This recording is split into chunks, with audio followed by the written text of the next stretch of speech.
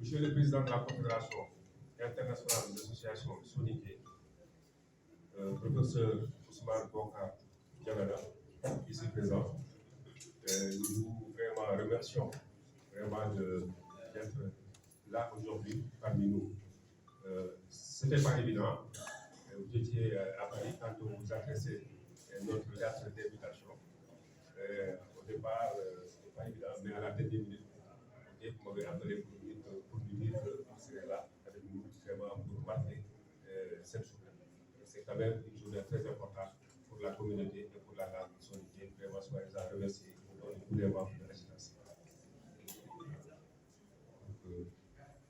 Monsieur le ministre conseiller Moustapha Touré, monsieur le conseiller spécial et maire de Bokidia empêché, monsieur Kalilou Djedouagé, monsieur le maire de Diawara, monsieur Sabo, monsieur le responsable du Centre islamique pour l'appel au Coran et à la Sunna, CIPAX, monsieur les chefs de village, mesdames les femmes des associations soninké, monsieur le ministre conseiller Bokar Silinesi,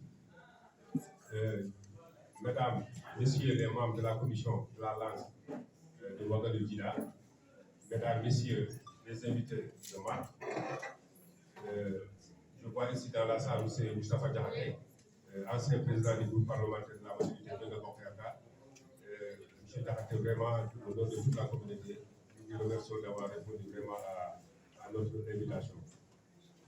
Alors, chers membres de l'AGITAS et du réseau international des journalistes soninké, chers confrères, chers consoeurs, et très chère Madame Fall, qui a fait quand même l'honneur d'être là aujourd'hui avec nous, chers membres de ma famille, chers amis, recevez chacune et chacun en vos rangs et qualités nos chaleureuses bienvenue dans cette mythique salle de la Maison de la Presse.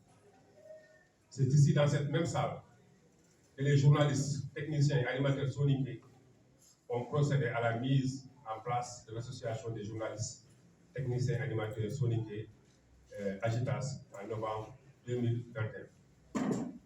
Cette association, pour tout le rappeler, a pour but d'apporter une contribution au développement socio-culturel et économique du pays et à l'épanouissement socio-professionnel de ses membres, à unir les membres animés de même idéal et créer entre eux des liens de solidarité sans distinction de sexe, ni de religion et de race, à contribuer également à créer un environnement propice pour faciliter l'insertion socio-professionnelle de ses membres, à initier des programmes et projets pour l'épanouissement social de ses membres et accompagner les populations dans leurs initiatives de développement local et territorial, et enfin, promouvoir la culture soninké au Sénégal, en Afrique et dans le monde entier.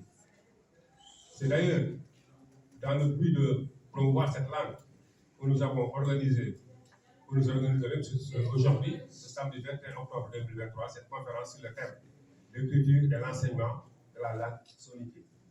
Une conférence qui sera animée par des brillants intellectuels qui ont fini de faire leur preuve dans l'enseignement des langues nationales en général et de soninké en particulier.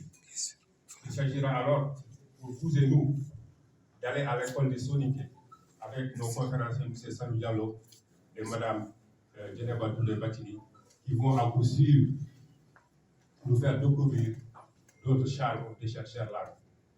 Et cela intervient dans un contexte non seulement marqué par l'introduction de la langue soninké à l'école primaire, mais surtout par la reconnaissance par l'UNESCO de la langue soninké en décrétant le 25 septembre de chaque année, Journée mondiale de la langue soninké.